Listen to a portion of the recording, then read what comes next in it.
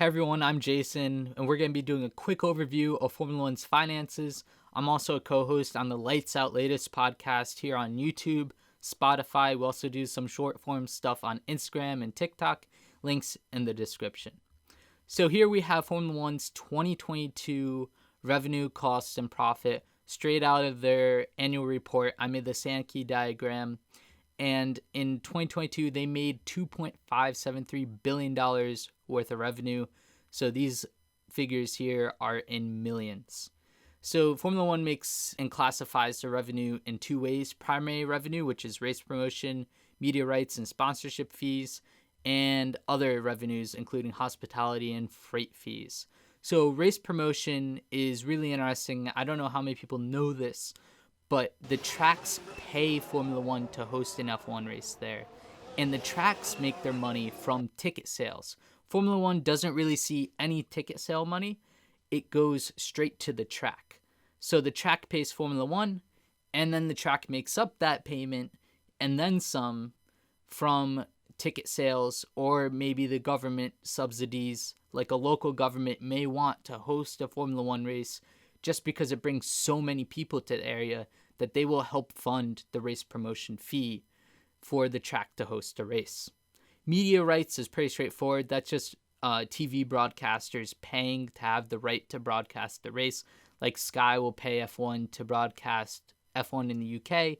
ESPN pays F1 to broadcast Formula One in the US, and whatever other broadcaster out there.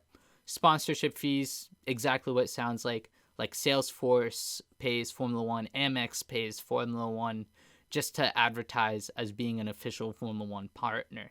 So hospitality and freight fees. Hospitality is the Formula One Paddock Club. Formula One does run this premium hospitality area. This is like the area behind the garages and stuff. So they earn all the revenue from that, not that the track doesn't earn that. And freight fees. Formula One organizes a single shipping and cargo provider for all the Formula One teams, so they don't have to worry about it, and no one team gets an unfair advantage from having a different shipping provider. So all 10 of the teams just pay Formula One to organize one, and theoretically all the cars and parts are shipped the same way at the same time. So those are Formula One's sources of revenue, which add up to just over $2.5 billion US dollars in 2022. What does F1 spend this money on? Well, the biggest is the $1.1 billion they paid out to the teams. So the teams are paid on a sliding scale, with the first place team getting the most of this $1.1 billion and the last place team getting the least. So in 2022, Red Bull finished first, meaning they got 14% of this, which was about $161 million. The last place team was Williams, which they get 6% of that, which is around $69 million. The next item you see here is a cost of revenue. So these are just a cost of setting up the TV production team, printing and making digital ads, running the social media pages, all that stuff. That was around $593 million. And let's jump all the way down to selling and admin expenses. So the admin expenses are just payments to Formula One executives, to people who manage and run Formula One Group, and also the selling expenses for the Paddock Club and the Las Vegas Grand Prix, which Formula One promotes completely itself.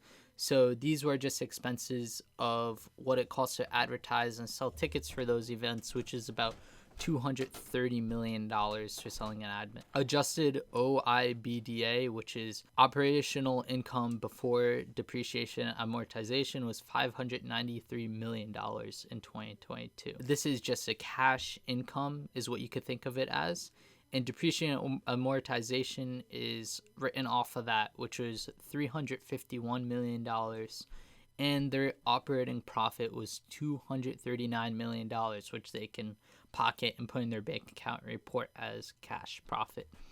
The stock-based compensation is exactly what it sounds like. These are usually paid to higher level executives as Formula One stock. One fun fact is Formula One actually owns a piece of an IndyCar team. They own 30% of Meyer Shank Racing, which is a pretty decent IndyCar team. They don't report exactly how much revenue or costs they get from the IndyCar team, but they own it nonetheless. But that was just a quick overview of Formula One's finances from 2022. make sure to follow me here on the Quality Commentator and also the podcast I am co-host with, Lights Out Latest. Links in the description.